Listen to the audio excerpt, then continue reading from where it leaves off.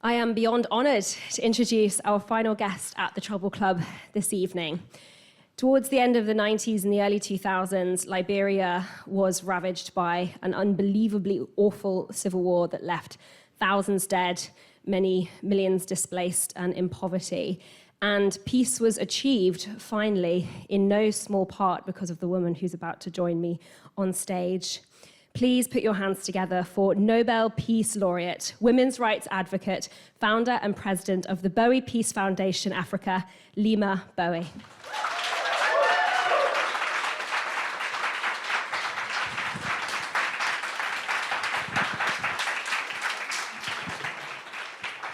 Thank you, and I sincerely apologize.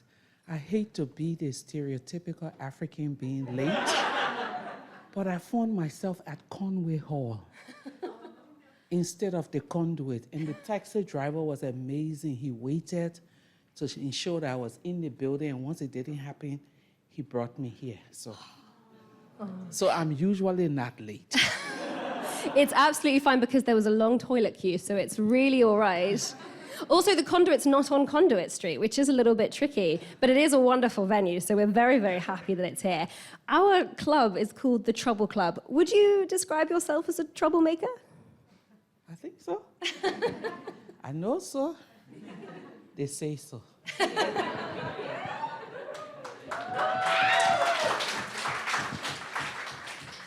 Well, I want to kind of go right back to the beginning. I want to learn a little bit about I don't need to learn it. I've been engulfed in you for the last 2 weeks or so, learning about your incredible life. But tell the audience about your upbringing in Liberia and what that was like, growing up in a community full of many, many different kinds of people. Thank you. I always say to people that you can't read a book from the end of the book. You always have to start from the beginning, and there's no way you can talk about my work without talking about my socializations, the same with everyone in this room. So we grew up 5 sisters. Our grandmother was our feminist teacher. She died in 2021 at the age of 115. She had a rich life, and up to the point of her death, she could still distinguish $100 from 100 Liberian dollars.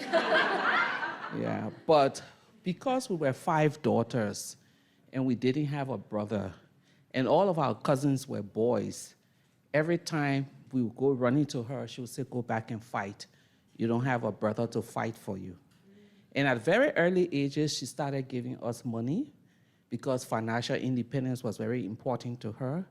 But it was also important that we command our space. We didn't understand it at the time when she used to say, when your husband brings rice, you should be able to bring the charcoal to cook the rice.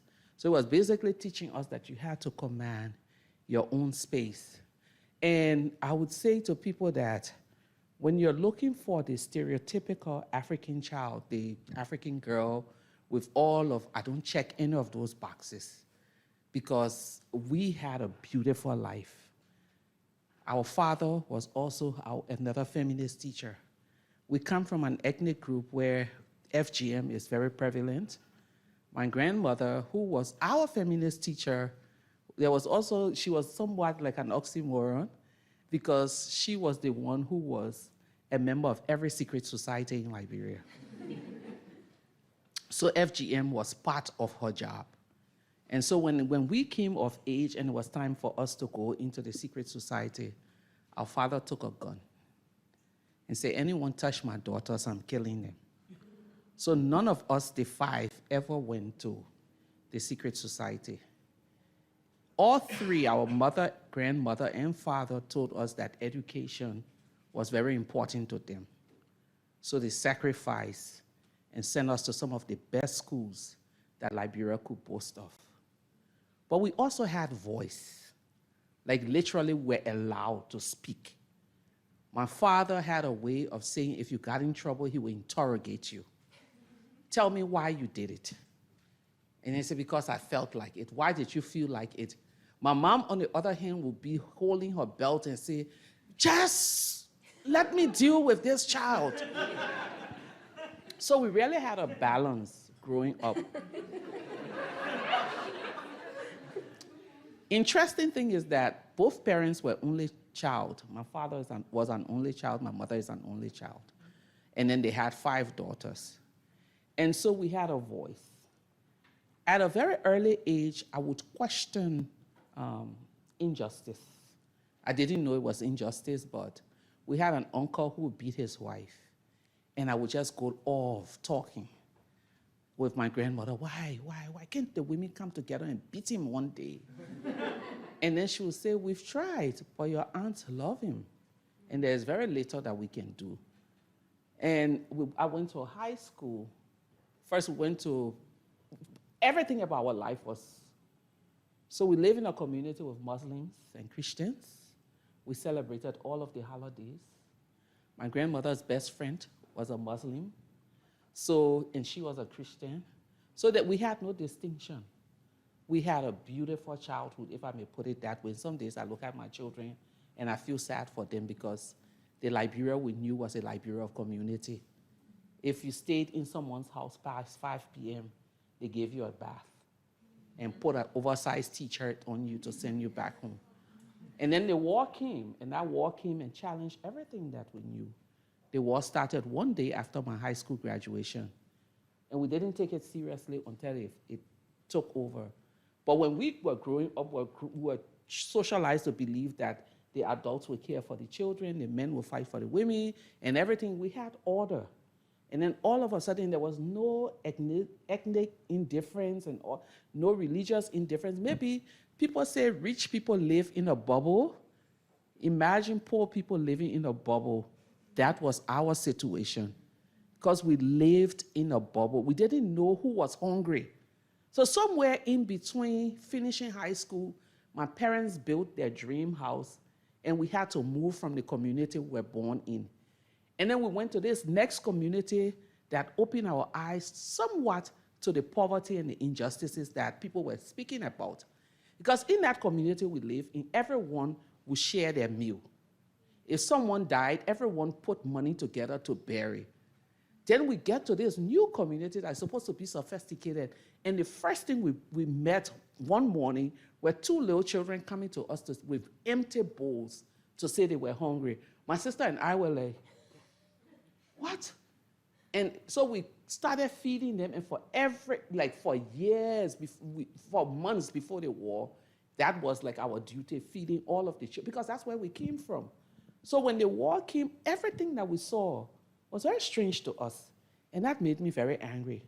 And we're going to come to how the war changed so much, and as you say, really changed the structures in society and the community feeling that was so prevalent before the war. But tell us a little bit, as you say, it started the day after your high school graduation, but on your high school graduation day, what kind of life did you see for yourself on that day? Girl. It was a beautiful celebration because I am like a child of the community. Until today, I still pride myself in that, being that person who all of the older women will send. My siblings were nice, but I was like the social butterfly. I was all over the place. And so on my graduation day, so we had 2 graduations in succession. My sister's graduation was the day before, and my cousin graduation was the same day as my sister, poor her, because he was the only boy. And so everyone wanted to go to his graduation. Fortunately for her, his was down the street and hers were up the street, so we kept moving back and forth between graduations. But my graduation was just me. All of the women in our community, they put money together and they transported themselves. They came with pots and pans and drums. And they made a song till today. I can still hear it. I didn't understand what they were singing in our native language, but all I could hear was Leymah. So as they sang, they chanted my name. It was extremely beautiful. And then somewhere afterwards, our father decided to throw us a big party. And that party, we didn't have a big house. And we're celebrating 4 high school graduation, my sister, myself, my female cousin, and then my male cousin. So all of our friends, my friends, couldn't fit in the space. So the party spread into the entire community. So the adults left our house and they were to the neighbor's house. One house was where the food was, another house was where the drinks was. And people danced, the dancing flooded from inside our house, outside in the sand. And it was just a beautiful, really beautiful celebration, yeah. You've painted an unbelievably wonderful picture of the community that you grew up in, and that does sound like quite a party, I have to say. It's just, but unfortunately, this huge tragedy was kind of looming, was just around the corner. And I hate to kind of turn the subject, but it's so important. Tell us, when did you start to become aware that there was violence taking place within Liberia? I mean, we were really sheltered, really, really sheltered. My oldest sister worked in a hospital. So she would come home and talk about children who were thrown in the well by the regime, group of children who were killed. And every time she would question, because my dad worked with the government and he was literally, we have the National Security Agency, so he worked with the agency. So he obviously knew everything that was happening. He would just say to her, can you just shut up? None of those things are happening here. You've been radicalized by your boyfriend. You need to stop. You know how we say to our young children, now the Gen Zs and all of them, when they are woke, sometimes we, the adults, don't want to. So my father was like, stop. You don't know any of these things happening. And she would talk about it. But we were just, I was basketball loving, partying, young lady, never really thought about anything. Also, one point I have to make is that as we grew up, we never saw the dead person. We're never allowed.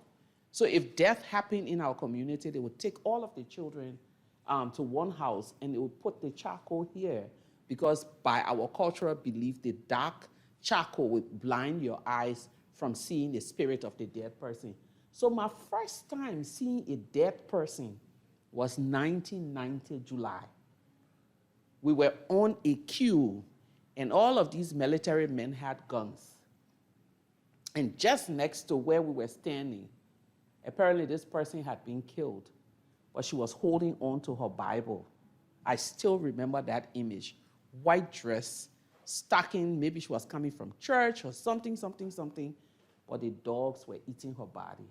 That was my first image. And I couldn't get that image out of my mind. I couldn't move. I was like frozen. And 2, 3, 4, 5 weeks later, I could walk past a dead person because it had become normalized. Yeah.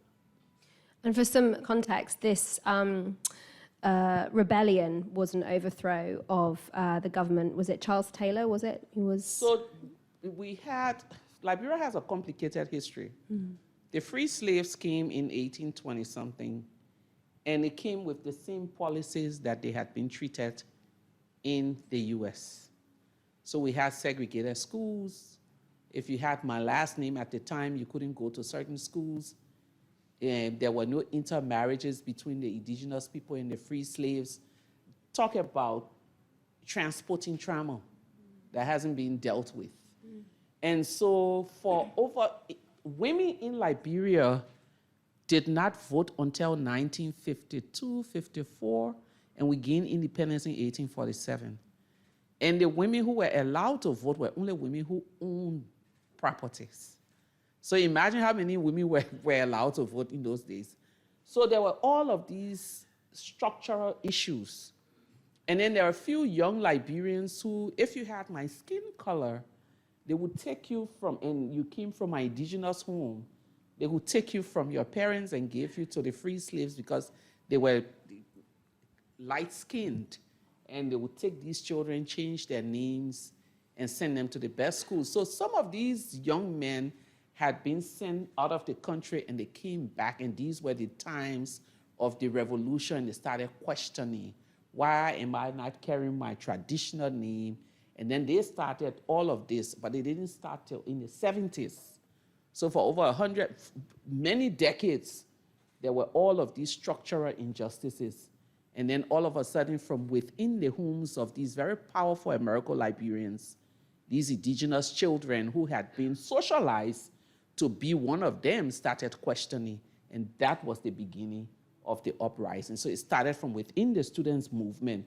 Young people who had interacted with activists from South Africa, activists from other countries, came back home and started asking questions. That's a really, really good overview. Thank you very much. And I think one of the, moments that you've talked about in the past, because obviously you've got these rebellions happening and you have these groups who are starting to be violent, but then of course the government wants to clamp down on anybody who's looking to be violent. And reading about the massacre, I believe it was at St. Peter's Church, tell us a little bit about that, because it sounded like an unbelievably horrific moment in the Liberian Civil War. So we had moved during the war several times, and little did we know that our family was a target because my father worked with the government. So at this time, the rebellion had literally almost taken over the entire city. So he was hiding in the U.S. Embassy because he was the government's liaison with the Americans. And so we had no clue where he was. He had no clue where we were. The easiest and fastest place for us to be safe was to go to the church. And given that we're Lutherans, we went to the Lutheran compound. And we stayed there, no problem. On this Sunday morning, I was very angry at God. And so my mother would, with my nephews, would go to church and my younger siblings, and I would stay. So I was in this house cooking, but the threat was coming. I would wake up every morning before that Sunday and go to get food, would pass checkpoints, endure some of the abuses, and come back. And one day I went to get food and came back, and my mother was inconsolable. Everyone was around her. She was sitting on the floor and crying. So I went to her and said, "What happened?" Mind you, months earlier, my oldest sister was saying to them that this regime is brutal. And months earlier, my parents were saying to my oldest sister, "You've been radicalized by your boyfriend." So my mother had no belief that there was indiscriminate killing happening. All she knew was that the government was trying to protect her people. And so she said to me, "I killed someone today." And I said, "How? How did you kill someone?" And she said she got up, she was sitting, and she got up to stretch. And there was this wire fence between, and she saw this man rummaging through the garbage. And she asked him, "What are you looking for?" He said he was looking for palm kernels. And she said, "To do what?" Because in as much as the war was still raging, we had food. And he said, "To take home to eat." And my children, so I would crack it and would chew it and drink water and sleep. And she said, "You don't have food?" He said, "No, Ma, there is no rice anywhere." And so she said, "I'm coming." So she went inside and poured some rice.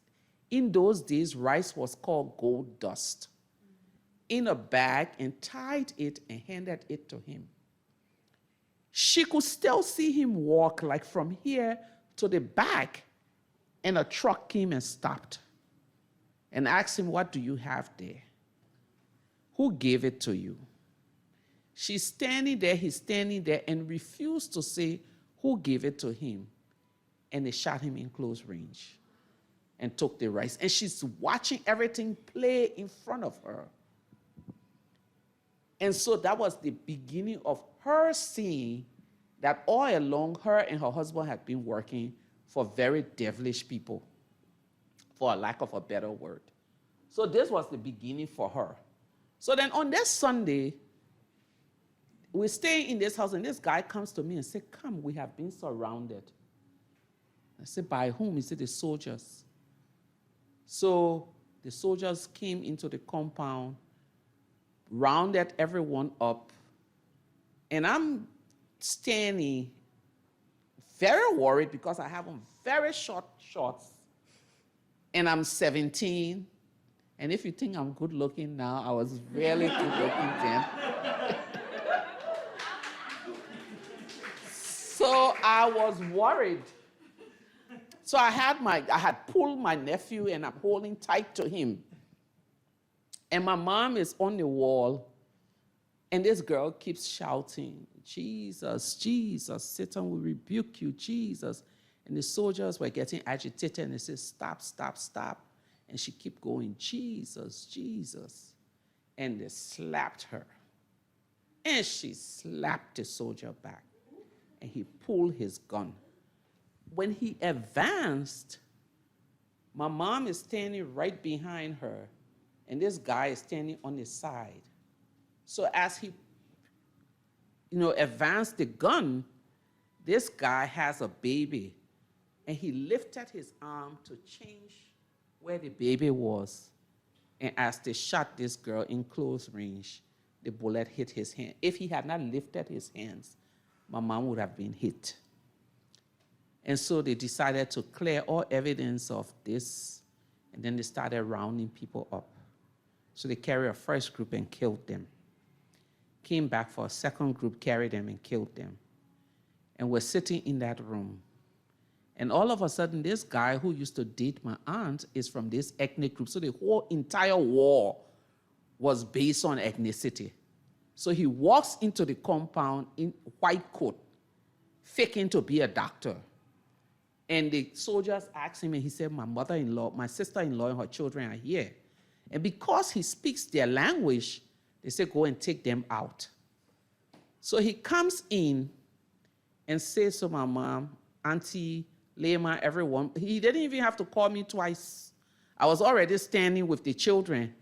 And my mom was like, she wasn't going anywhere until they released everyone in the room. Talk about the originator of the Trouble Club.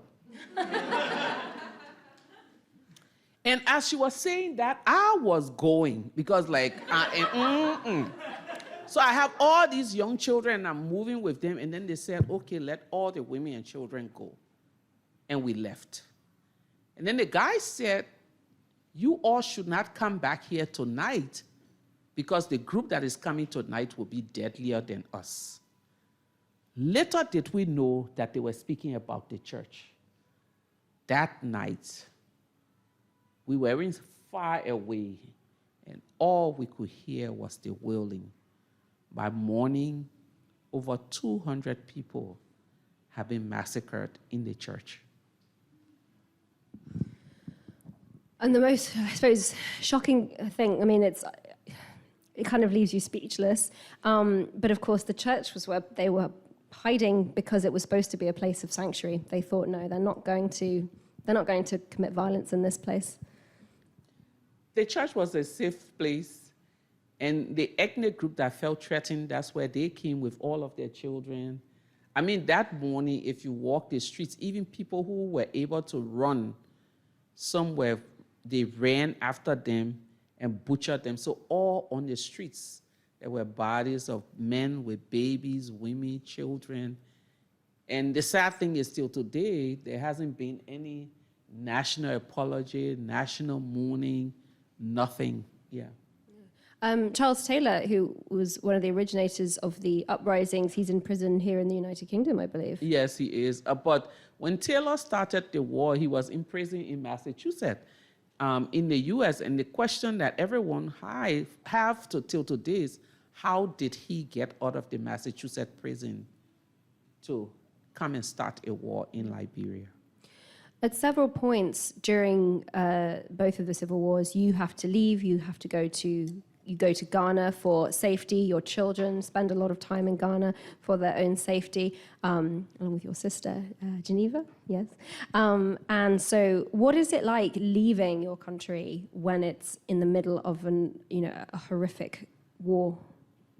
You leave, you get out, and you are arrested in that moment. So the image, and let me say this, that's why it's very difficult for the diaspora community to ever really fit in. Because everyone who leaves, they are arrested in the moment of their departure. So you are frozen in time. When you talk about home, you talk about that moment when you left. And so that was our experience when we went to Ghana. We were frozen in, we want to go back home. We want everything to be okay, So, and then we get to Ghana and we're given an unfinished building and no mattress, Those were the days that UNHCR was still struggling to figure out how to do refugee matters. And I think they're still struggling. They're still struggling on a more serious note. But no mattress. And like literally my mom is, when I think back about her, she's a superhero. Because this woman would just glide into a new life without looking left or right. So we get this unfinished building. She's looking around for things to put to the window until she can get to town to buy screens and nets. And then she starts to cut the grass. And every time she cut the grass, I say, don't burn it, pack it, don't burn it, pack it. And one day she had several different bags, sacks, old sacks, and she sews it, and she's made herself a mattress. You know, so then we're basically seeing this woman not being depressed, not crying that my life is, but has adapted to this. And so all of a sudden, I started making donuts to sell as a means of buying sanitary pad, and my sister was pregnant to help her.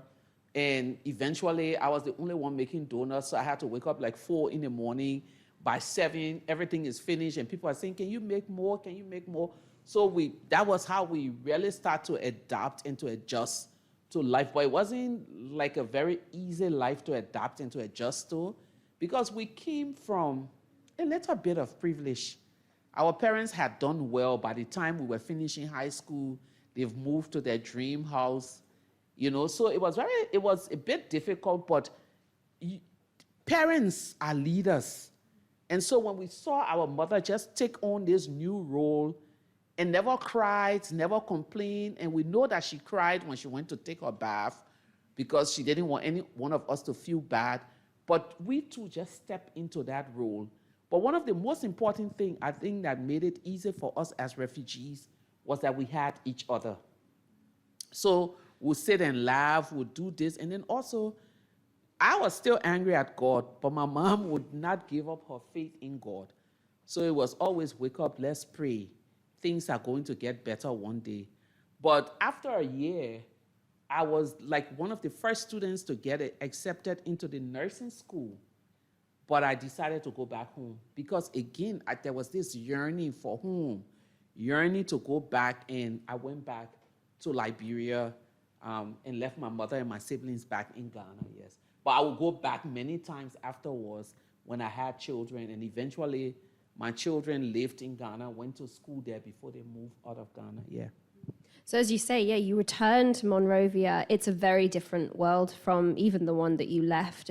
There's so much poverty. There's a huge amount of destruction that has taken place. Tell us a little bit about that, and also beginning to work within social work and at the trauma center. Tell us about that and how you came to help people begin to recover. So one of the things that happened when I went back home is that I met a friend who had been going to this church. And the friend invited me to church. And so gradually I started finding my faith back, my way back to God. And I tell people that there's no way that you can do any work of healing anyone if you are wounded. The description that I give it is that those of us who find ourselves in a helping field, just imagine you have a sponge. You know the sponge we use in the kitchen.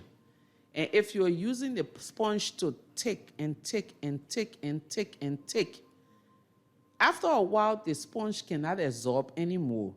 And if you decide to use the sponge to clean your kitchen cabinet, you leave more mess behind than you're cleaning. And that's exactly what happens to all of us in the field where we're supposed to be helping people. The more stress we take, the more trauma we take, the more we are absorbing until we get to a point where we're able to squeeze out. So I did not know it then, but when I started going back to church, finding my way back to God, it was me squeezing out the anger, squeezing out everything. Eventually, I started a Bible study group for women. That was the first thing I started, because in my community, most of the women had different problems. I didn't have anything, so we'd just come together on Thursdays, pray, and then talk to each other. And then next thing, I saw these 5 little girls who were always huddled together in the neighborhood. And I interrogated them. They were the only ones who had not had sex with soldiers. The boys in the area were praying, their parents were pushing them. So I took all 5 under my wings and started sitting with them. I didn't have a dime. So I would do popcorn and Kool-Aid whenever I had money, and we'll talk about bodily integrity. We'll talk about the importance of education. And then that led to a friend telling me, you know, there's a program that the UN has started for basic social work, and they pay people to go to school. So you should apply for that. And I went and applied, and that's how I started the work, you know, the theoretical or whatever professional aspect of it. But I just enjoy doing, and then I was in an abusive relationship at the time. So I'm working with women and fighting for them in my community. Like literally, they name me the mayor of the community. Because I would take a cane and run after a man who beat his wife. But I was being abused that night. And I would not say to anyone. I was living abuse and working and helping people, but it gave me so much satisfaction. It's almost like what I couldn't do for myself, I was helping others do. Eventually, I broke free from that relationship and it started a whole new journey. Yeah. Absolutely. And it's really inspiring that you're so honest and open, because I think at one point you talk about when you're in a circle for the first time with a group of women, when it comes to the Women's Network and peace building, you're inviting women in a circle to share the traumas of what they've experienced throughout the Civil War and before that, and in their relationships and in their lives. And of course, you have to kind of go first. You have to say, well, actually, this is my story, and this is what's happened to me. But let me say something to you and to many of us in this room. We live in a very deceptive world. Social media has everyone packaging lifestyles that is not real. We feel like we have to tell things on the surface. And eventually, once you tell one lie, you have to tell another lie and another lie. And then you don't even recognize who you've become. We have a parable in my native language. You can't hide your nakedness from your bath bucket. Meaning, people that you know that you will interact with for a long time, you can't afford to lie to them. One of the most liberating things about my life was that I wrote my memoir and was very, very, very, very transparent. Extremely transparent. Extremely transparent. I feel like I know you intimately. And then I won the Nobel Peace Prize. So today, when people say, oh, this thing about your life, I said, please go and read my book. I told it all in there. There was the drinking, there was the many boyfriends that would break my heart and go break and break. I met an ambassador from the UN, and she said to me, because my memoir has been translated into 14 global languages, and she said to me, my mom read your book in Danish. And she said, this is very impressive, but why did she like men so much? There were just too many boyfriends, and I couldn't stop laughing. But I put it all in there. And when I was writing, I had one desire, that my story is the story of homelessness, domestic abuse, angry young woman. My story is a story of resilience, a story of pain.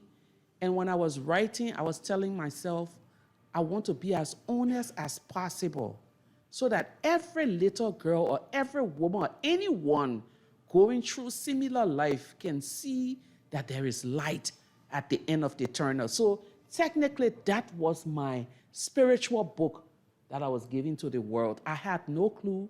I had no inkling that I was going to win a Nobel Peace Prize, but I knew that I was a leader in my community and in my region, and I wanted people to read my story and know that you, especially little girls, you can be a leader and still, you can go through all of these things and still be a leader.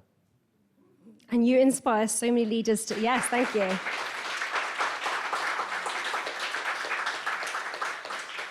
And you inspire so many leaders. I do want to apologize if you can hear the music coming from. That's actually from Pineapple Studios downstairs. We might go and ask them if they can turn it down a little bit, because they're clearly having a party down there. I'd love to know at what point, from your social work and working with women who, have experienced a huge amount of, lots of people from you work with child soldiers as well. When does the word peace building, when does that start to become a part of what you're doing? Well, when I started working with child soldiers, I hated them. Oh my God. Like literally, I felt they were responsible for all of our troubles. And the first day my boss sent me, so the reason why I started working with them was because after 4 kids, after leaving my abusive relationship, I actually left when I was 3 months pregnant and came back home. I came back home, I was on the brink of suicide. My daughter, who's 30 now, would not smile. She was a child that barely smiled. And one morning, I had taken a whole jar of pills. And I was lying in a chair and telling myself when everyone left the house, I would just take it and end it all. And this little girl was 4 at the time. She came and stood. And she said, she's just smiling and smiling at me. And I was like, what the hell? Like, you never smile. You haven't been a child that would laugh with anyone. And she said, Mommy, I want to ask you a question. You love us so much that if you didn't have us, you would just die. But because you have us, you won't die. And then she just walked away. And I was like, tears and tears and tears. And then my mother came to me and said, you are so smart. Because of all this shame, I couldn't, when I used to go to church, I wouldn't go in the church. I would sit outside because I felt like it damaged goods. And she said, if you decide to do anything with your life, you see all of these children, I'll help you with them. And then she took off her hair tie and tied her waist and said, you see how I've tied my waist? I will stand behind you like this. And so, again, another friend came and said, oh, that social work program we did, they're offering it at degree level. And so I decided, okay, I will go. But then they said, in order for you to go, you had to show that you were working and using what you got the first time. So my mom, again, went to the church, and they had just started a reconciliation program. And they said I could come as a volunteer staff. So imagine me, 4 children. I had just given birth to my 4th child. She was born February 14.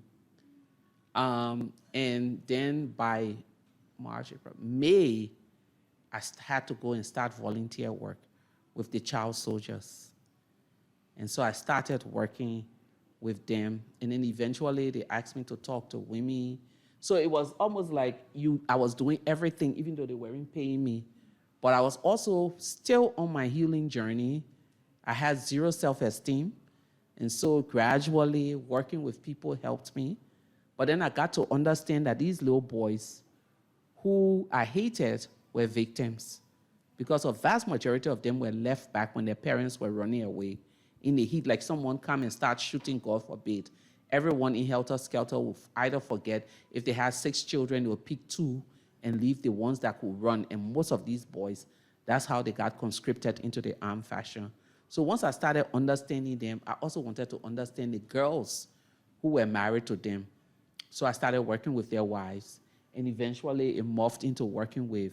But in all of this, in the program that we work in, peace was a key word. They kept talking about trauma healing, linking it to peace, linking it to reconciliation. Because everyone was talking about peace, but no one was talking about the healing component and how it could help to bring an end. So all of the work that we were doing were basically helping people heal so that they didn't go back in their pain to perpetrate violence against those who they thought had done this. So it was the beginning. But eventually I recognized that I didn't want to do social work, because social work has to be backed with the support for people, structural support. I didn't want to go and say, be healed. It's okay. Life will get better. I didn't want that. I wanted to link people to services, and we didn't have any of those. So I couldn't do social work, and I was like, okay, I have my voice, and peace is about speaking truth. And so gradually I started finding my voice more and more with the soldiers, with the ex-soldiers, with their wives, and then with women in the security sector, and then everything just blew out. It certainly did, and we're going to have to skip through because you have such an incredible life that we have to get to through so much of it. But of course, you end up in the Women in Peacebuilding Network, which is WIPNet, which you create alongside Thelma Ekiyor, is it? Who sounds like an absolutely incredible kick-ass lawyer from Nigeria, I believe. And so you have this up and running. You're starting to bring women together. Why women? Why was it so important that women were having these conversations? I mean, in all of the rooms, at that time, West Africa was really burning. And so in most of the rooms, if you saw the images if you go back to archives, footage from the 90s, a vast majority of all of the peace processes were all men. And it wasn't that we didn't have competent and qualified women, but most of us in our communities have been socialized to believe that politics and peace was linked, and it was the male domain. And where militarism was also involved, it was something that only men could talk about. So when Thelma designed her Women in Peace Building program, it was basically saying to us, it's time for you to bring women into the picture. So I took that program to Liberia and started to build on it, like, okay, let's bring this group, let's bring that group, let's start our own Women in Peace Building Network. And the first thing that we knew we wanted to do was to start something called the Peace Outreach Project, because they say knowledge is power. A lot of the women at the community level used to say peace was the people's thing. They didn't see peace as their thing. So by saying peace is the people's thing, it meant peace was for men. Politics was for men. Militarism was for men. So women had no place in it. So the first thing we knew we had to do was to do a campaign to say, so the Peace Outreach Project was Liberian Women Awake for Peace. And so we have 3 strategic areas we'll go. Friday, we went to the mosques. Saturday, we went to the market, because that's where you see women. Sunday, we went to the churches. And the message was just one, that we have a stake. Who are the ones being raped? Who are the ones who are mourning their children? Who are the ones who have to cross checkpoints? Because most times when the wars were fighting, men couldn't come outside if they were not soldiers. So we had to go looking for food across lines, behind lines. So basically, we started that thing for 9 months. When we started, we were 26. By the time we ended, we were more than 1,500 women. It's absolutely incredible. And of course, you brought together, as you say, you went to the mosque, you went to the church, you brought together women across different religions. Yeah. I mean, again, we're learning, like learning. So when we started the Peace Outreach Project, we decided to do 3 days workshop. The first day we brought the Christian women together. So no, at the end of the Peace Outreach Project, then we decided, let's see what we can do. But then we brought the Christian women, and then we said, if we have to work continuously with the Muslim women, because we had done this work together and there was a lot of tension, let's see what is good about being Muslim. And the women wrote, what is bad about being Muslim? They wrote. And the next day, we brought the Muslim women, similar thing. Second, third day, we brought everyone together. And as they were doing the gallery walk, each group was reading the opposite group's impression of them. And they were like, oh my God, this is so nice, but it's not true. Oh my God, so on. And then we sat down and had honest conversation. And my grandmother and her best friend were still around at the time. So we brought the 2 of them in the room to talk about their friendship. I didn't want them to talk about religion. I wanted them to talk about their friendship as women. And they started talking. And then someone said, how did your faith play a role in your friendship? And they looked at each other, and my grandmother turned to her friend, the Muslim woman. Between the 2, they had been friends for 60 years. My grandmother, who was the Christian, was quiet. This Muslim woman was a badass. Like, literally, she was not the stereotype of a Muslim woman that we carry in our head. So she was like, she turned to my grandmother and said, Martha, when you see me, do you see a Muslim? And my grandmother said no. And she asked her, do you see a Christian? She said no. She said, all we did was support each other from our cheating husbands, abusive husbands, and both of them were the traditional birth attendants in our community. When they took care of people's babies, and even after doing all of that, they were accused of being witches. So they talked about all of these things and said to us, the way we pray should never be the reason why we stand against each other, because that's the only difference, the way we pray. And she said, we've never seen anything. We were sisters. We are sisters, and that's how we pray. And it really got all of the women thinking.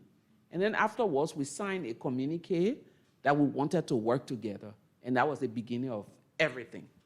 And it's what kind of happens after that. There's still war. There's still violence going on.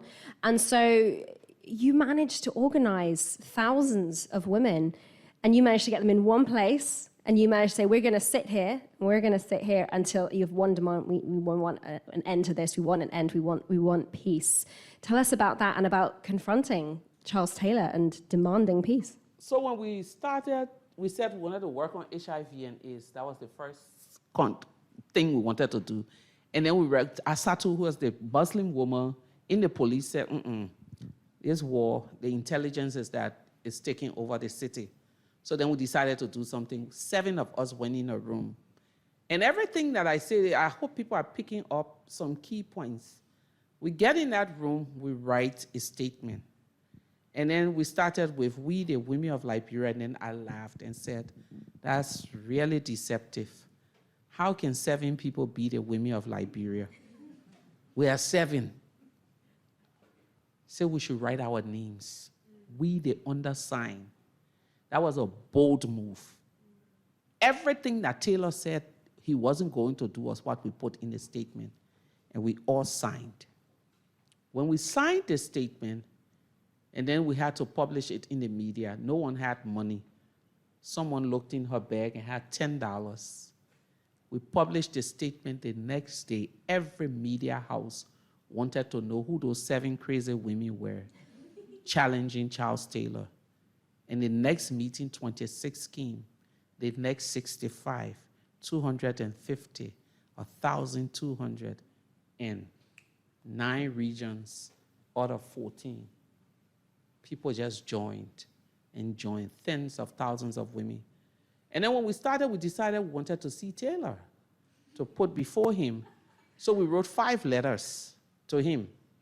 We sent one to his office, sent one to his wife, sent one to his pastor, sent one to the Senate president, and sent one to his brother. So in that way, he won't say he didn't receive any. We knew he received all. You're all thinking, I need to do that with my emails going forward. Marking them urgent isn't enough. I need to email their pastor as well. So once we did that, we went to see the Senate president at the time, not the Speaker of the House. And this man was just rude. And he was this tall. So one day he came and we're sitting on the field, scorching sun, and his bodyguard walked over and said to me, my boss wants to see you in his car. And by that time, we were bold. The boldness we had developed was bolder on being rude sometimes. And I told him, I said, your boss sent you to my office, because my office was the open field. And I should leave my office to walk to his car. Go and tell your boss he should come to my office. This is the Speaker of our parliament. So he gets up and he walks to me and said to me, I know we started this friendship on the wrong footing. Because one of the days we went to protest at Parliament, he came and said the security should clear us, that I had gathered those poor women to come in and gain notoriety out of their plight. And he was just shouting and shouting and shouting like you're talking to your child. I stood up. And when I stood up, I charged for him. Because I told myself I will flog him. At least give him one slap before they pull us apart. And the women they were pulling me back. And I said to we were insulting each other. I can't even say something. And then his people, everyone was like, Leymah, if you have to be leader of this group, you have to come. I said, no. I said, you are shut. And so when he came, he said, we started on the wrong footing. I just came to inform you that the president will see you all. So, okay. So we go to see Taylor, and the women had gathered at the university. So the university is not very far from the executive mansion. So they're sitting there, and 10 of us walked down. And the security said, oh, yes, we are expecting you all. And then they scoffed. They said, if you people are less than 25, we shouldn't allow you in. And I said, so what if we are more than 25? Yeah, you can come. So I took out my phone and called the women and said, form a queue. 2,500 of us showed up that day. By the time they saw the crowd, they called him and said, the women, he said, oh, he will see only 10 of us. I said, no. He will come down and see us.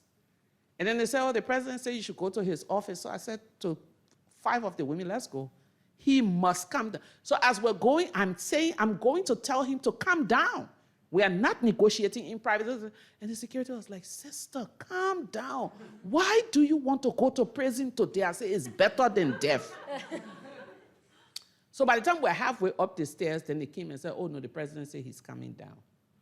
So he comes down, and 5 of us leaders, or 3 of us leaders, they offer seats. And we looked him in the eye. So he's sitting here. They offer us seats. Some other older women from different organizations were sitting, and they offer us seat. And we walked to the seat, push it back, and sat on the floor.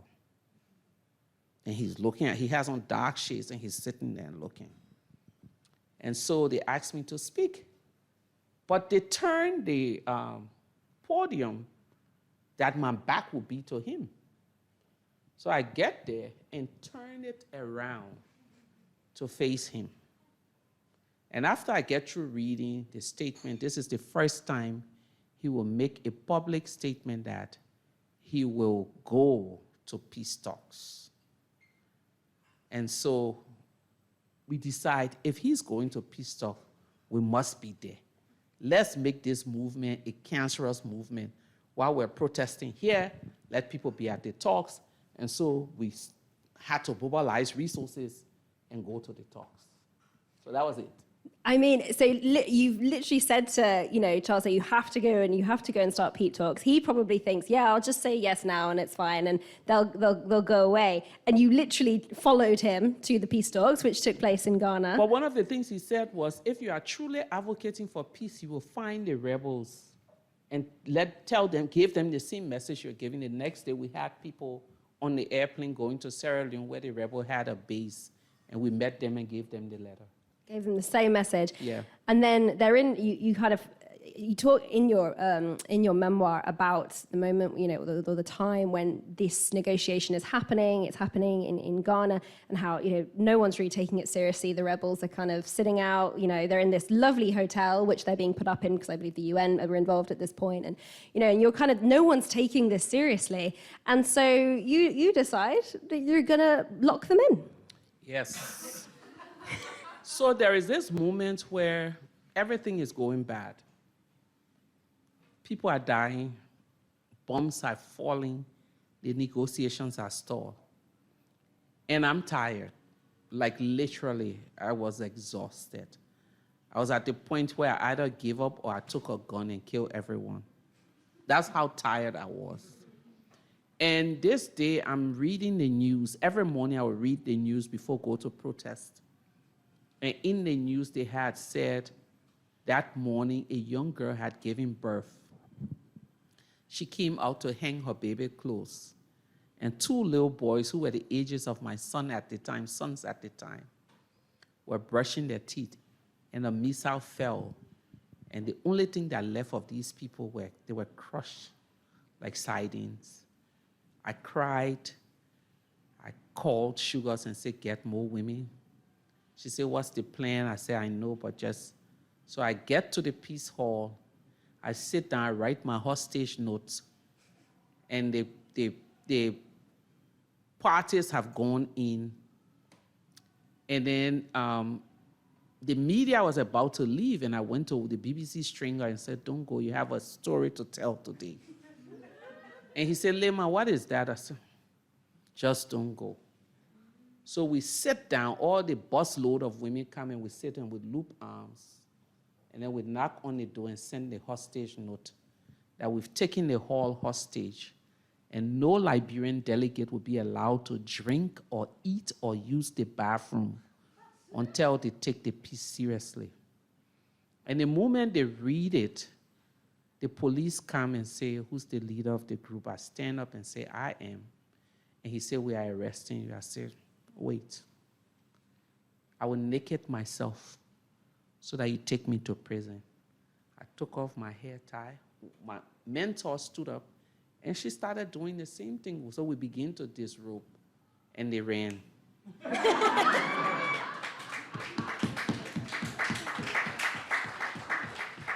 And then the facilitator, the former Nigerian president, General Abubakar, comes outside and said, Leymah, what are you doing?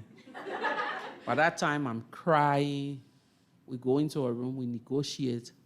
But the beauty of that moment is that the same police who came to arrest me came back to us to say, you need to send some women there because the men are jumping through the window.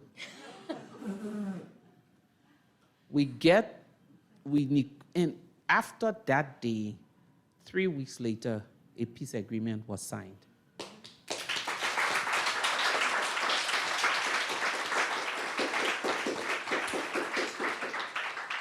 And the war hasn't returned in Liberia since then. Last week, August 25th, 28th, some date, we celebrated 21 years of peace. 21 years of peace, 5 election cycles. We become the first country in Africa and I think the world that have been able to do this. And it's not because after we signed the agreement, we sat down. Every moment that has challenged our peace, the women have gathered again to do what they know to do best, mobilizing, talking to parties, engaging. It's absolutely incredible. And I'm aware that we're very, very much out of time. We were out of time about 10 minutes ago, but I just have just too many questions. Of course, in a way, when the agreement was signed, that's kind of when peace building really begins, because that's actually when the real work has to start. So we took the peace agreement, 300 and something pages. Most women would celebrate and go and sit down, and we decided to go and demystify. One of the things the peace agreement didn't do was to set benchmarks that when this. So we took it apart, 80 women leaders, and then we set benchmarks. And we knew that a lot of our constituents would not read the agreement, so the benchmarks was what they were using to monitor the implementation of the agreement. So from January to December, if you don't see this happening, protests. From March to April, if you don't see this happening, protests. From this time to this time, so women knew that according to this peace agreement, this is the timeline that these things were supposed to happen. So we did all of those things. And when it came time for voters registration, we challenged the UN when the process wasn't going well. They brought us into the space. We mobilized, we went from place to place, because if you go back to the history, 1950-something women were allowed to vote. By 2005, they still felt like elections was not their place also. So we had to go to them to say, now that we've brought peace, we must deliver democracy to our people. So by the time we did voters registration, we had registered 50 plus 1 woman, then men. 51% women. Yes. Were registered to vote. And so we were able to elect Africa's first female president. Ellen Johnson Sirleaf. Yes.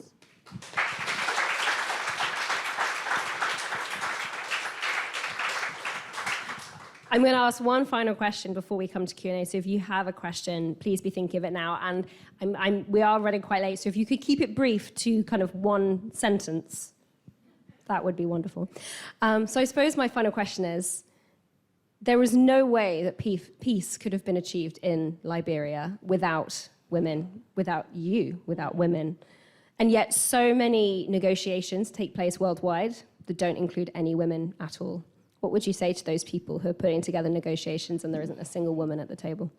Well, I'll put it the way I put it all of the time. There's no way you can see the full picture of this room with one eye cover.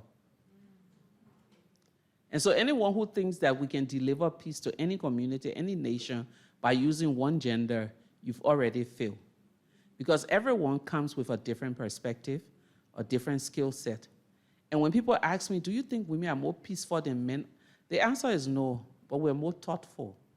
So women at the peace table will be thinking about schools opening, hospitals being rebuilt, community coming together, and all of that, while men will be looking for who's the minister for the oil company, who's doing this, who's doing that. So at the end of the day, you need the blend of all of this, some group who's thinking about this, and another group. So we've made this case in so many spaces with so many peace processes, and sometimes it's exhausting, but apparently there's no learning systems with the groups that are supposed to be doing all of this work. So we just have to keep at it because it's not something that you can get tired of because conflict is not ending. So the necessity for peace is always there. And the need for women to be involved is stronger today than it was yesterday.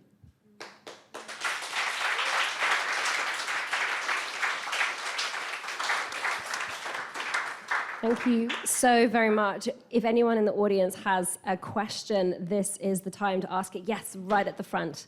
We're coming to you. You will need a microphone. There you go. Go for it. Thank you so much. I will keep it to a sentence, but I just wanted to say I'm in awe of you. I wrote my dissertation about you, and my name is Martha, and I just realized that's your grandma's name, and so that's so lovely. My question, though, when I wrote my dissertation, I was very, very hopeful about the concept of peace building, and partly because of recent events in Gaza, and also I'm part Ukrainian, and some of my friends are saying now pacifism is a privilege, and I'm starting to wonder myself, when is peace not enough? And where do we go from here? So I've coined a definition for peace that works very well for me in my world. That peace is not just the absence of war, but peace is the presence of conditions that give dignity to all. Should I repeat it? Peace is not just the absence of war, but the presence of conditions that give dignity to all. Respect the people actually were taking notes in the corner over there. Really impressive. So dignity, conditions that give dignity to all. Food, shelter, the right to life, the right to bodily integrity, the right to vote, the right to democracy, the right to live in your own land. All of those things that give dignity is peace. And so when most times in the world that we live in, people tend to focus on, just ending the war. But when you end the war and you still have those conditions that fail to give dignity to people, you can't say we have peace. So it's something that we have to work towards. And I say to people, because of this definition of peace, I know that my work is endless. Because when I meet little girls, I have to give them dignity. Because it's in giving them dignity that they understand that they live in a world that they deserve dignity, and then they are able to give dignity. When I meet with men, I'm able to say, let's give respect. As I give to you, you have to give back to me. Because we need each other in order to coexist. So when is peace enough, or when is peace not enough? That's your question. I think we can never have enough of peace. Because if we fail to give respect, we don't have peace. Until we end racism, we can't say we have peace. You understand the point that I'm making? So for each and every one of us in this room, we may not be able to end the Ukrainian conflict now. We may not be able to end the war in Gaza. We may not be able to do some of the things that we need to do. But one of the things that I find so much joy in doing is bringing peace with me everywhere I go. And that peace is whether it's a hug that you give someone to say, I see you. In many of our communities, we've invisibilized each other. Is that a word? Well, it is now. But I say it all of the time that, and the way we invisibilize each other is by acting as if this person is not there. You know, we don't see their conditions, so we don't want to act on it. The bystander attitude, the us versus them attitude, all of those things. So we can never get, we say, oh, we need a world where everyone is happy. Peace must be enough in our interactions on a daily basis. I'll give you an example. Some years ago, I went to a university, and that was the time Trump was president. And hopefully he's not coming back in Jesus' name. And the church says, amen. Someone say amen. Amen. So I went to this university in the US, and everyone there was talking about the Muslim ban. Da, da, da, da, da. That morning when I arrived, they were pumped. So that night we go, and I'm giving my lecture, and every question is about the Muslim ban. So I asked the Muslim students in the room to please stand, and they all stood up. And how long have you been on campus? People say, sit down. Let me see all those who went to the airport to protest the Muslim ban, half of the room. Sit down. Let me see the hands of all those who have cooked a meal on this campus and invited a Muslim students into their apartment to eat. In our Pele language, we say, ting ting, no one. How do we protest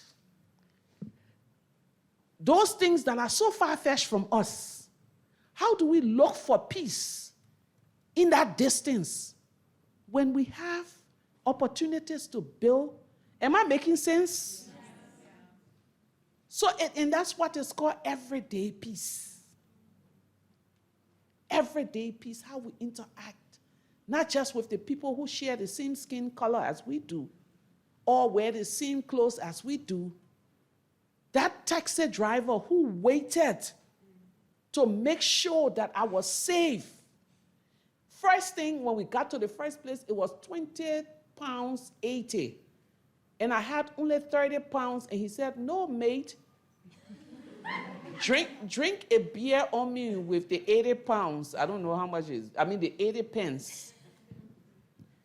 And then when he waited, we got here, I gave him 30 pounds for a 950 trip. And then he said, no, that's a lot too much. I said, no, mate, drink a lot of beer on me.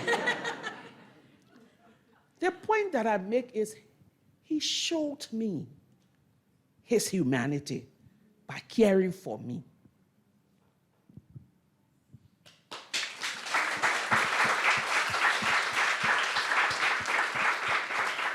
And he was white, I have to say that. That was absolutely amazing. A phenomenal answer. Thank you so much. Great question. Do we have another question? If you have a microphone, go for it. Yes, I just wanted to say, hi, I'm at the back here. Hello.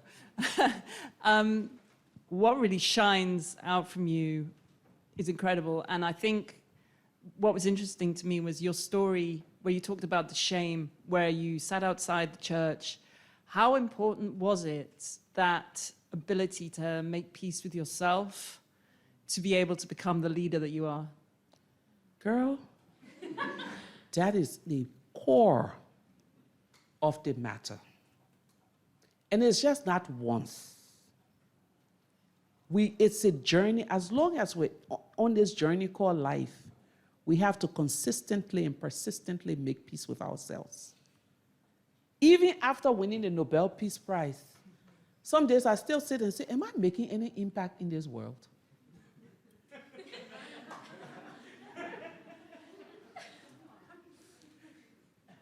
But in those moments, I'll probably get a text message from one of my students that will remind me. And then I have to tell myself, stop, stop, stop. But you have to get on. So I talked about the sponge analogy. That is the healing. You have to wring out in order to move forward. Because you see, if someone have a piece of tissue, please, like a tissue paper or something. I just want to show you. Yes, my dear. How do you call it? Kleenex, napkins? Yeah, clean it. Yeah. Whatever. Okay, so I've poured this water here. It's absorbing. That's who we are. Those of us who are working for change. Every day we find ourselves absorbing things that we didn't make. And then you come and absorb. Sometimes it will be small, sometimes it will be big. You are absorbing a lot. And then everything you need to be healed, because as you are absorbing all of the things that you are working with, you have your own mess that you're dealing with too. So eventually, this is you.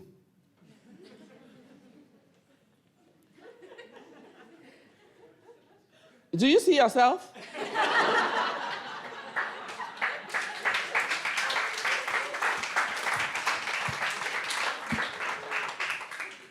You're dripping. Emotionally, psychologically, physically, you are on the brink. And then you still don't want to stop. And you say, I have to. And everywhere you go, you're leaving mess. Because you are not helping anymore. But the moment you stop and wring yourself, you have now the bandwidth to continue. Am I making sense? Yes.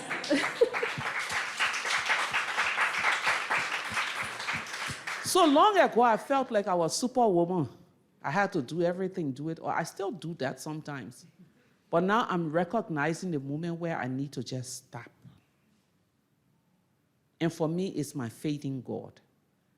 Find a moment to find Him and breathe. At almost 53, I enjoy my own company now. And then I enjoy, so I know all of the different things that I need to do. I'm learning those things. But I've recognized that I am a bad activist if I don't deal with the pain that I carry. And that's what we all should. And don't be shy about hurting. Don't be shy about the pain you carry. Don't be shy about anything, because if you are shy and you are hiding, at the end of the day, you cause yourself more harm. Be able to say, I need to stop. And I'm stopping. Or I need to cry. Just give me a moment. I'm going back there. I will cry my eyeballs out, wash my face, put on my makeup, and come back renewed. Each and every one. For the guys, if you don't have makeup to put on, you can put on your big boy drawers. But don't ever feel like you must keep going and keep going and keep going, because in that way, you are destroying yourself, destroying those that love you, destroying the work that you're trying to build. And it doesn't matter if you're an activist, a doctor, a lawyer, a teacher. Be able to stop in that moment and say, this is heavy. But also know your limits. I cannot work in orphanages. It's not that I don't like orphans, but the conditions. And because I love my children so much, and I love children so much, I don't want to be in a space that will make me second guess anything. So I stay clear of it. I know my boundaries. There are certain things that I will not do. And I don't care how anyone sees it, because we are all not experts. We are not experts in everything. So this is the point that I try to make, that question of healing. But in order to heal yourself, you need to know your limits. You need to know what gives you joy, what makes you sad, and all of the different things here. Absolutely. That was absolutely a phenomenal answer. I didn't think you could top the last one, but that was quite incredible. Thank you very, very much for such a fantastic question. We probably have time for just one more question. Maybe we should take it from maybe this side of the room. If anyone over here has got a question. I see a guy standing there with his hand up. Oh, yeah. Well, then, yeah, go for it. Thank you so much. So the question is very short. What is it like? Do you think there is peace without accountability? Looking to the war crimes committed in Gaza, in Syria, I'm from Syria myself, and like everything, what accountability plays role in peace? Oh, accountability is a key part. But one of the things that I like to do is to put perspectives.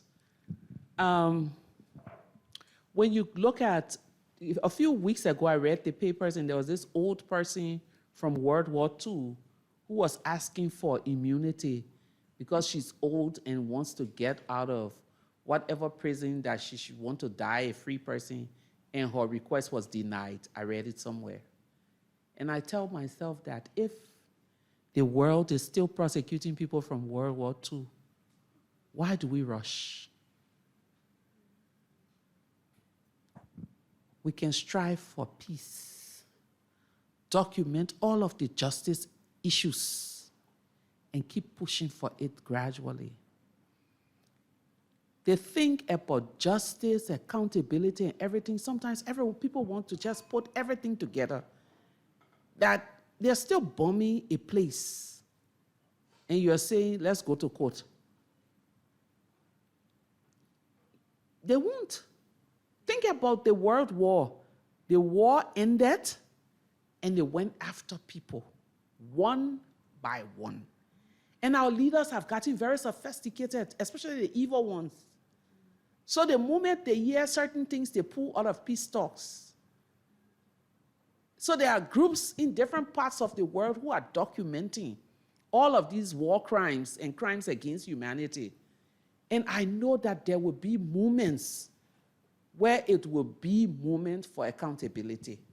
In 2003, when Taylor went to the peace talks, the day he arrived was the day they indicted him for war crimes. That day, hundreds of people died because his boys just went on a rampage. They were asking the Ghanaian government to arrest him there and then. They had to allow him to go back. Probably would still be fighting that war. But imagine, immediately after we signed a peace agreement, 2 years later, he was indicted. So the point is, we should have timing. Let the timing be perfect for everything. I know everyone wants to see, there's no peace without justice. There's no justice without accountability. And there can be no new nation without reconciliation. So all of these things we have to say, how do we position them, and what is the timing of them? That's exactly how I feel about some of these things here.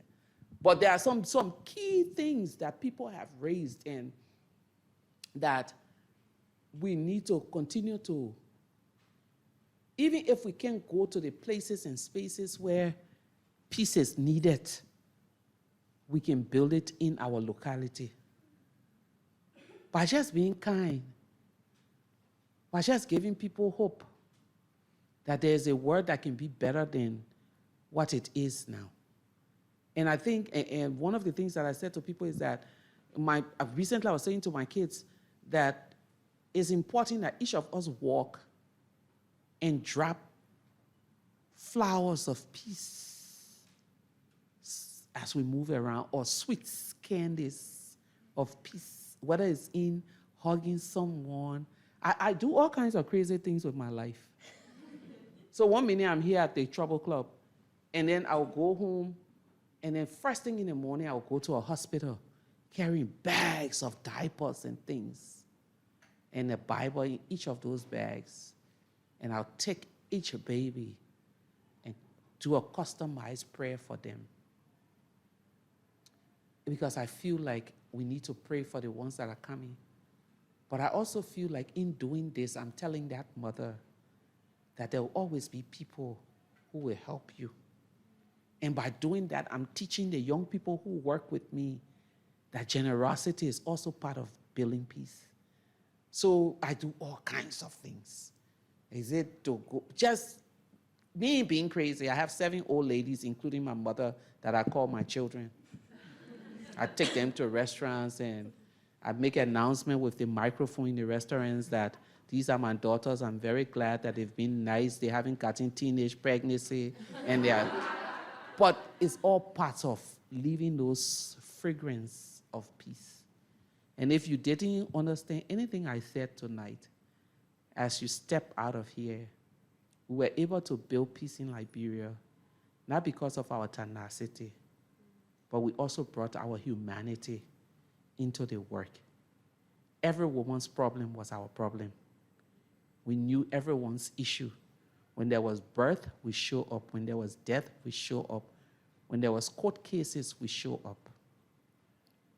One of our members who was very poor was taken to prison one night. And I was just about to take off my clothes after we came from protesting. They said she was in jail. We mobilized a few of the women, we went there. And we sat. The prison was maybe the size of, and one of the officers told us, if you all leave here, she will probably be sexually assaulted tonight in prison. So we asked them, they brought her out. In a space like this, with about 25, we slept there. And the next morning, we went to the court. But because of our presence there, our government was able to cancel the kangaroo court law because of what we did that night.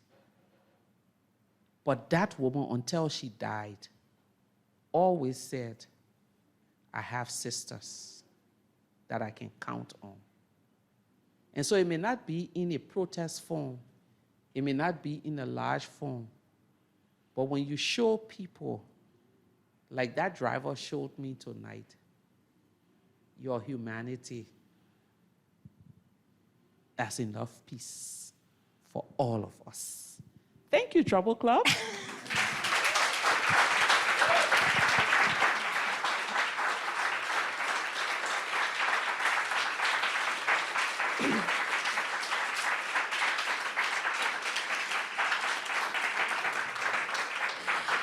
Actually, no, can we give it up one more time for Leymah Gbowee, please?